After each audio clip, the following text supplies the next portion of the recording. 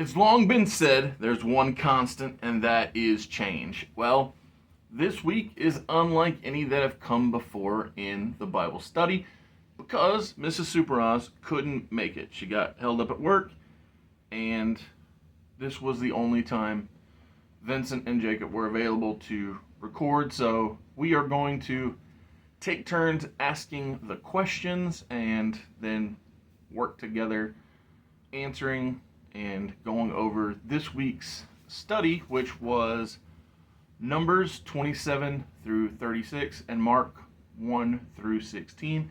So after the open rolls, Vincent will be here, Jacob will be here, and we will go over the questions from the Bible in 52 Weeks book.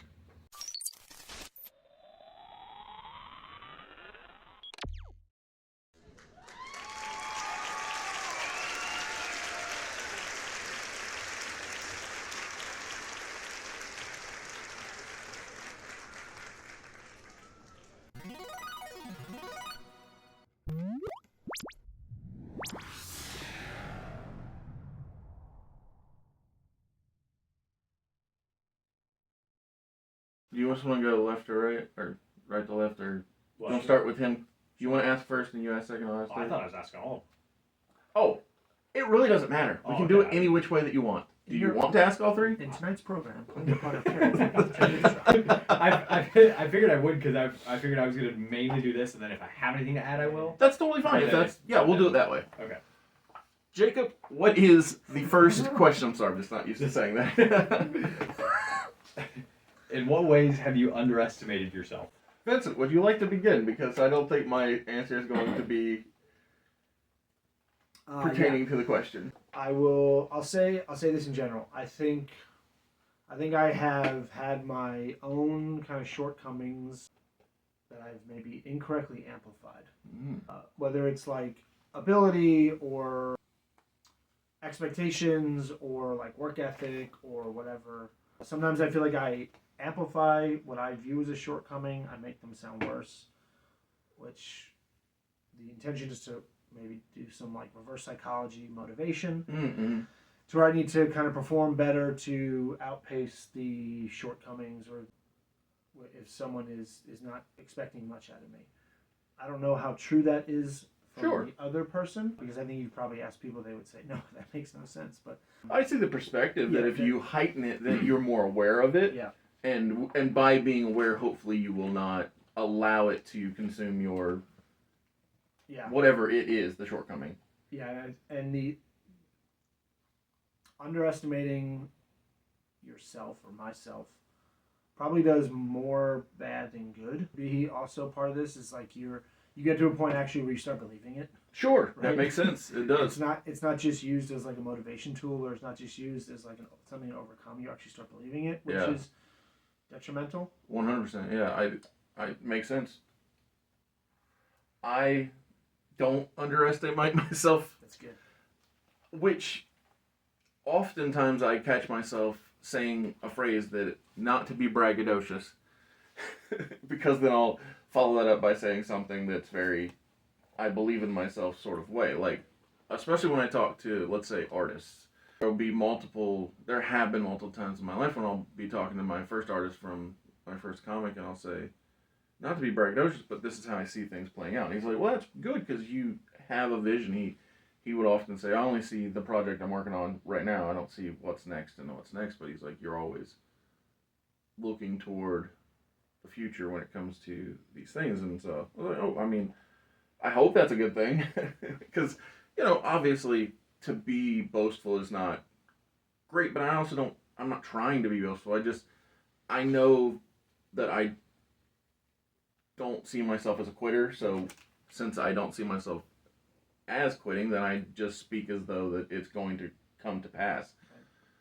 Projects and ideas and things of that nature. Much like the channel, it's like I had an idea to talk about things and then I do it. Yeah. But it's not unexpected to speak as though it will happen, since it has happened.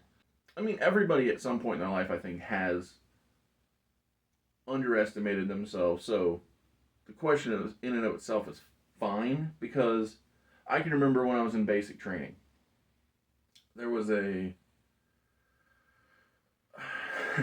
there was a graduation ceremony that we were all practicing because our families were coming to see us do this little dog and pony show for the fact that we finished basic training. And I just felt like I was letting people down by not getting it perfect. Yeah. And on the day that I told a drill sergeant that I just won't do the graduation ceremony because I keep messing it up, he broke character.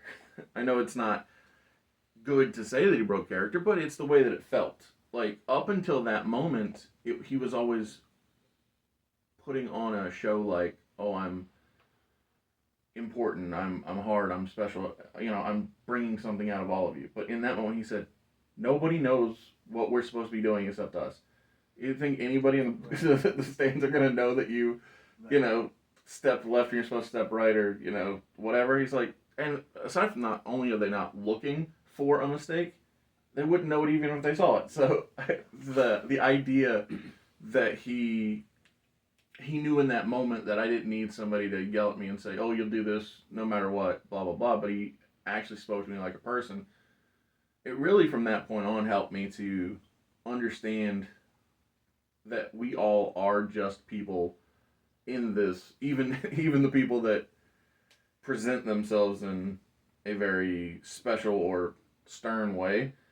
It turns out they're just like all of us, really. And I realized that too, again, looking back, like when we got extended in the deployment from 12 months to 15 months, I got a little mouthy. I won't say completely adversarial, but, I wouldn't keep my mouth shut about how I was unhappy about it. But looking back, I was like, you're ridiculous. Everybody's in the same situation. Nobody's happy about this, dummy. So, like, why are you complaining?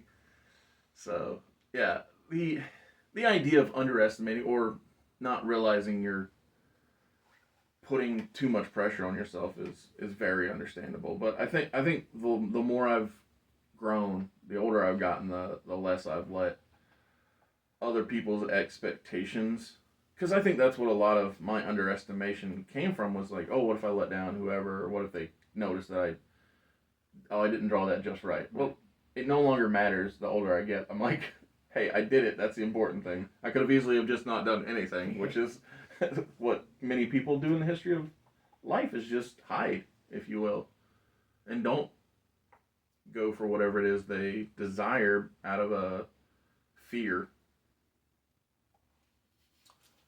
Yeah, no, I think that's well said. I think maybe not letting someone down or not disappointing someone is kind of tied to the underestimating. Mm-hmm. Like, I don't want to let people down, and I don't want people to underestimate me. So I'm going to do what I can to make up for that. Absolutely. Can I set the context for these? I would love that. So these questions come from the first couple chapters in the block. From chapter 27 in the book of Numbers. A man by the name of Zelophehad.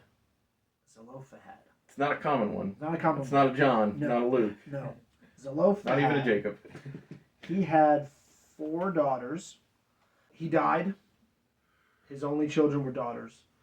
So toward the end of Numbers, or in this section of Numbers, the Israelites are basically allotting the inheritance of the land to the people, tribe by tribe, descendants by descendants.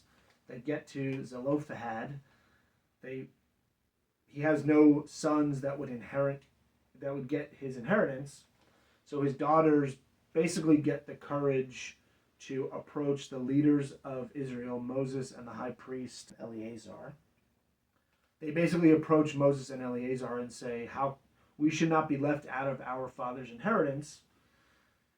He died not in he didn't die because he was sinful against God. He didn't die because it was a punishment. He died and was still upright and in good standing. So they go and basically make a pitch for the inheritance. Yeah. Moses, Eleazar, ultimately through God, agree that this is the right thing to do. That despite not having sons, his inheritance should go to his children. Later on in Numbers, we actually find out that these women marry men from their kind of own clan or own tribe, and maintain the bloodline, the family line. And I think where these questions come from is the fact that when this scripture was written, really when any of the scriptures were written, even women having a voice to speak up was unheard of in the Middle Eastern culture. Yeah. Fast forward to Resurrection morning in the I was about to say, yeah, this leads perfectly into Mark. doesn't it? My goodness. The idea that the Mary Magdalene saying, "Oh, Jesus is back," and they're like, "No, hush up. We don't trust you. Yep. What are you talking about?" And okay, I'm saying the wrong words, but the idea that they didn't believe her at first. Well, and they didn't believe her at first, but one of the first people that Jesus appeared to after he was resurrected were a group of women. Yeah, exactly. Again, unheard of in this time frame, where women would be counted as a trusted source of information, Yeah. or, like we read in Numbers 27, would have a voice at the table, basically. And they're not just talking to any men; Yes. they're talking to Moses Yeah. and the high priest of all of Israel. So, underestimating women back in this time frame, I think that undersells it. I think Absolutely. women were totally discounted and discredited within the context of Middle Eastern culture, except in the Jewish community, Yes. except in God's chosen people. Yep. Where, if you remember back in maybe part of Leviticus, and we'll see it in Deuteronomy, coming soon, is that value and worth and rights are not really about gender when God's making the rules. Right. Everyone's valued equally Yep. in terms of created worth. So I hear this question all the time. You can kind of see it in culture and media and all this stuff. One of the ways that we can say the Bible has truth behind it is that the scripture is countercultural. Oh yeah. Right? No one would have believed women when Numbers 27 was written, or when the accounts of the resurrection were written. Yes. So it speaks directly to the truth of the Bible, because these women are named in Scripture, that their words are valued and trusted and counted for, which was totally countercultural to the time. Underestimating these four daughters and the women at the resurrection, I think is a nice word, because if they were Babylonian women or Roman women or any other civilization's women, they would have been like totally just shut up completely. Exactly. So the truth of the Bible comes out because we're seeing these things that are countercultural because it's through God's chosen people. Love it. That's so poignant about tying it all together, which we like to do here. We don't even want to. And I kind of was talking about it when I walked in here today with work stuff. Oh yeah. Like, it's like, to me right now, I feel like I'm behind in work, but I'm not. Yeah. I am in fact doing pretty well. That's good. But like, to me, then I stress out about it because I'm not to my standard. Yeah. So I don't know if that necessarily be underestimating, or if that's just. I think you're just holding yourself to a high standard personally, which is a good thing. Although you don't want to overly work yourself. Yeah. And just little stuff like that. I think would be my underestimations. Sure. It's interesting too when we think culture, like what causes people to be underestimated. Oftentimes it's age, maturity, gender, the zip code you grew up in, it's the college you went to, it's all these things that culturally we just look at, well, because you didn't go to this type of university or because you grew up in this zip code or this county, we can't really value you as much as someone who's got the complete opposite experiences. So we're going to underestimate what you have to say. I like that. So that paints an experience I had years ago in a different light, because I had these friends that knew me from college. They knew I told them I came from nothing, but the first time they saw where I came from, they both believed me and didn't believe it at all. So we get in the car to leave, and they said, "How are you who you are?" Yeah. And the weird thing is, I don't see where I came from, where I went to college, any of these things, as defining. They happened, but like, Ohio University didn't make me who I am. you know, like you said, my zip code didn't make me who I am. Right. It's interesting because people ask, oh, how did you become you? I'm like, the combination of all my life experiences and the choices I made.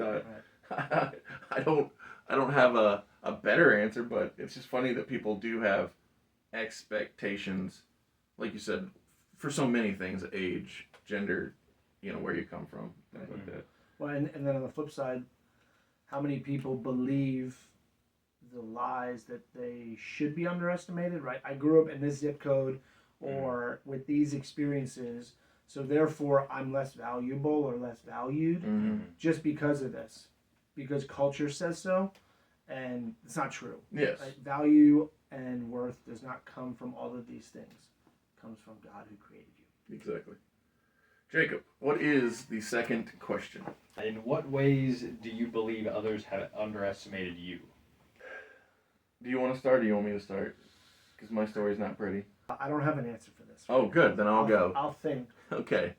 There was a time in my life when I was in a committed relationship and it ended. And I was told that I'm a hopeless dreamer who will never accomplish anything. And so, I'll be honest, I kind of don't care anymore. But there was a significant period of time of my life where it almost fueled me. It was almost a challenge to say, oh, I'll never accomplish anything. Just wait and see. Now, it wasn't immediate, because immediately I was heartbroken and I was like, oh, things can go back to the way they were. But the weird thing is, even the way they were weren't perfect. I was just good at deceiving myself. I guess we all are at times.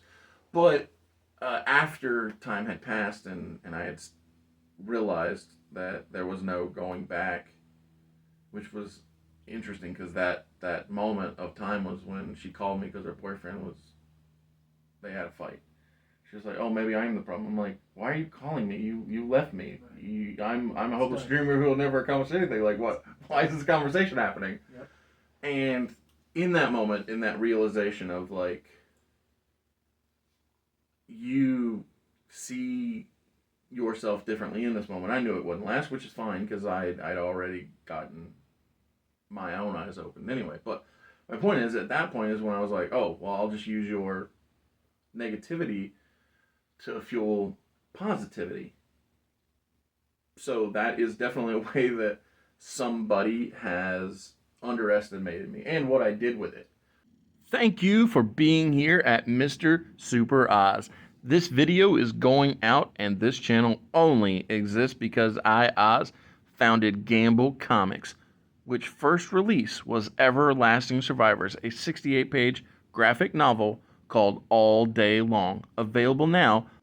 Follow the link in the description that will take you to gamblecomics.com. While there you can get hats, shirts, posters, much, much more. But most importantly, the story itself. Like I said, I've let it go at this point. I mean, it's not like I hold some ill will.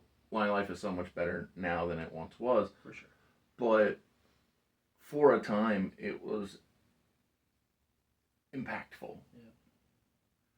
But I don't think that there's even another person, to my knowledge right now, that doesn't think that I have the ability to make my dreams into reality. Because not only have I already done it twice with comics, but, you know, like my mom said whenever I would doubt myself, she's like, you wanted to wrestle, you did wrestle. She's like, you were bad, you were good, you had a good time. So the fact is that I at this point don't know people that do underestimate me. Yeah. Even in, you know, a professional setting, I tend to be who people seek out for answers to their own problems. So in that way, nobody underestimates me. They just assume I have the answers to whatever ails them. Right.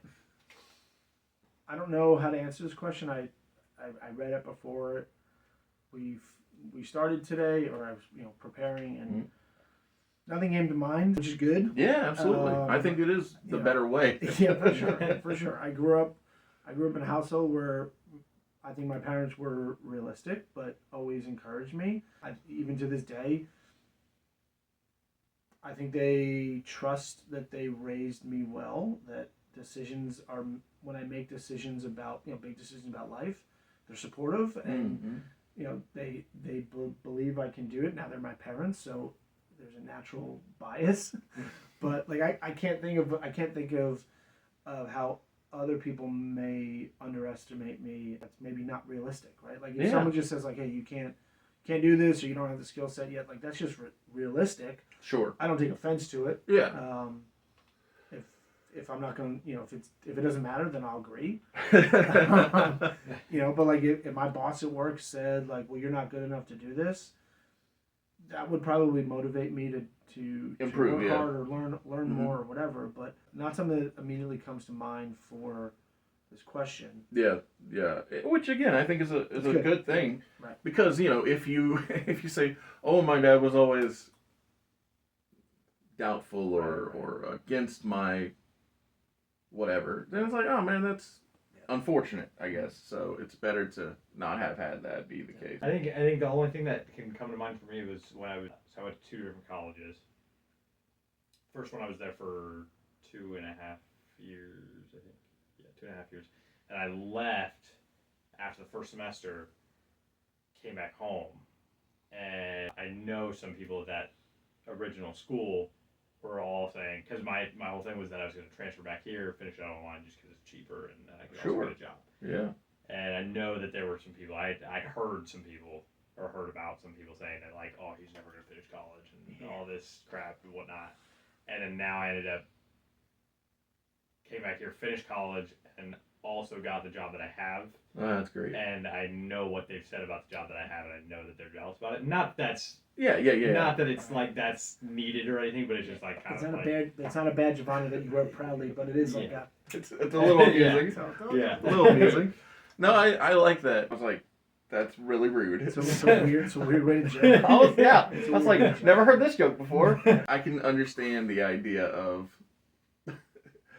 people letting their own personal biases get involved with your pursuits. Yeah, it is relatable that people project their own ideas on what you're capable of. Well, and to Jacob, to your point,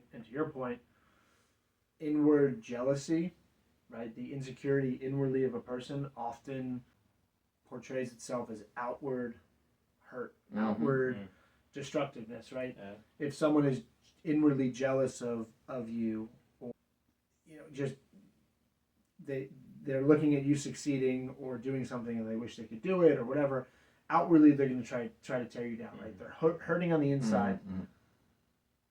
They're hurting, and so outwardly they're going to try to hurt other people or say something that makes you doubt the move back to Columbus, or the task at hand, make you doubt that because they're hurting, right? Like that, I can't remember when we talked about this, maybe like week 1 or 2, but so much hurt outwardly comes from like our own struggle and pain that we just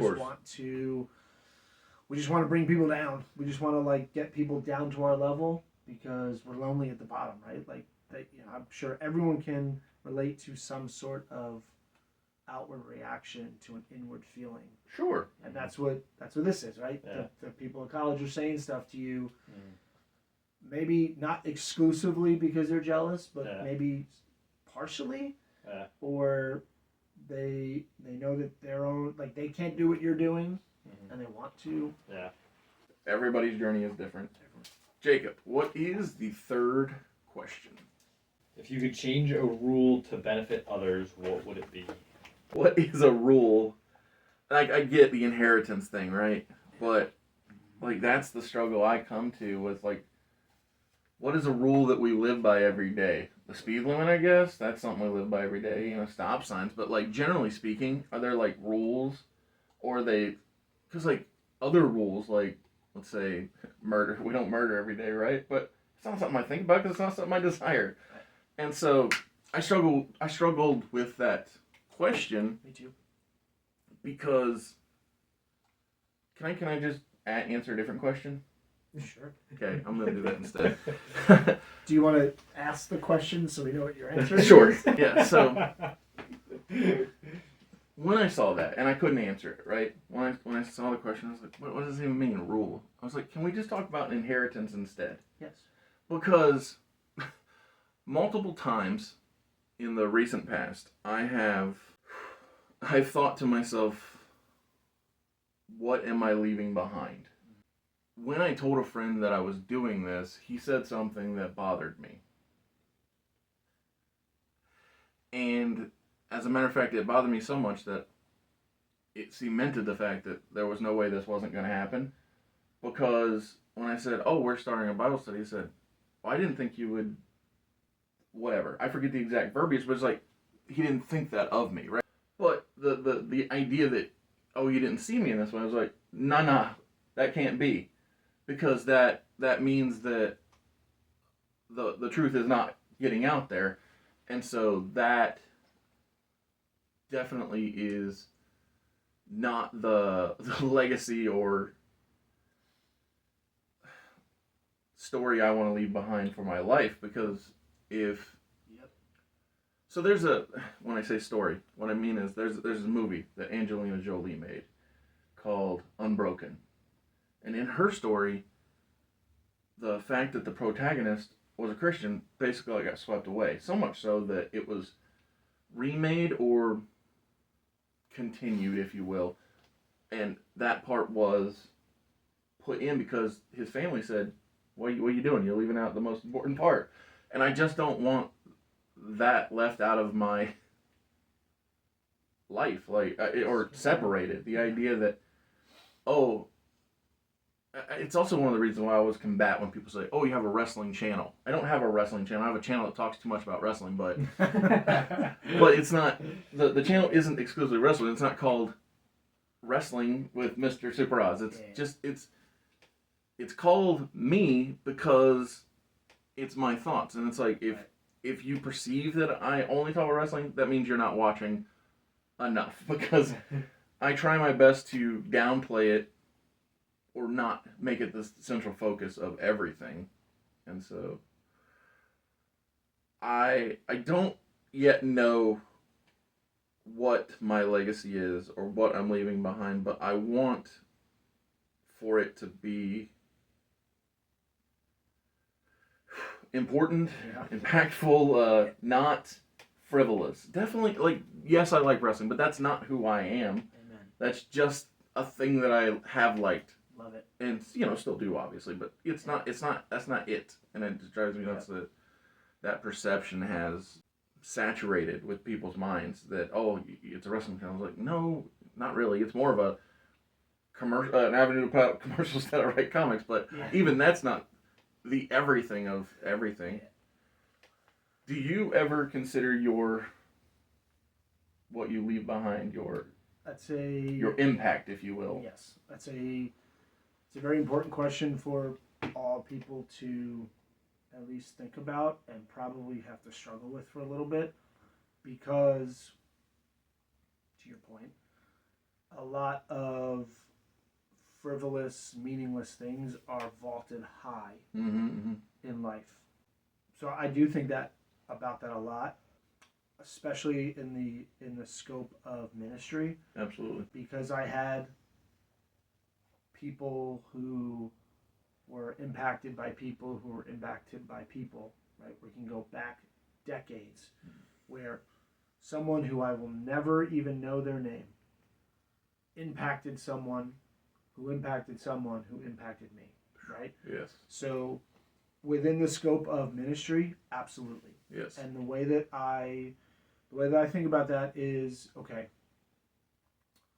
how am I honoring God with my life? How am I obeying his commands? How am I seeking him? How am I trying to be more like him each and every day? And then through that, I feel like it then naturally impacts how I do ministry. Mm-hmm. Because if I think of a teenager who ministering to or discipling to, I don't know what that young man's going to grow up to be like, or who he's going to marry, or what his kids are going to be like, or where he's going to go to college, or all these things. But if you do your best, Right. hopefully it will impact that next generation. I'm doing my part with what's given to me, Exactly. praying that it cultivates into something I can't even imagine. So Mm. the legacy question for everyone to ask Yes. is, where's the value? Where's the value, right? Because if it's just, well, you're just a guy who likes wrestling, Right. the value goes a little bit. Maybe it's entertainment value. Maybe it's, I'll tell you the main thing that it's done for me is it's created, I would say, at least a handful, if not a couple handfuls of close relationships. Right. But I like that it started that, but we never stopped there because that's not a true relationship. One thing, not that one thing. At least, come on now. And so, yeah, that's why I can't let even the things that I write, like they're not all of me. They're not Right. what this is all about. Right. It's why that I want to ensure that everything has the ability for people to say, hey, I think there's something deeper here. Yeah. Let's figure out what's going on. And I think when we're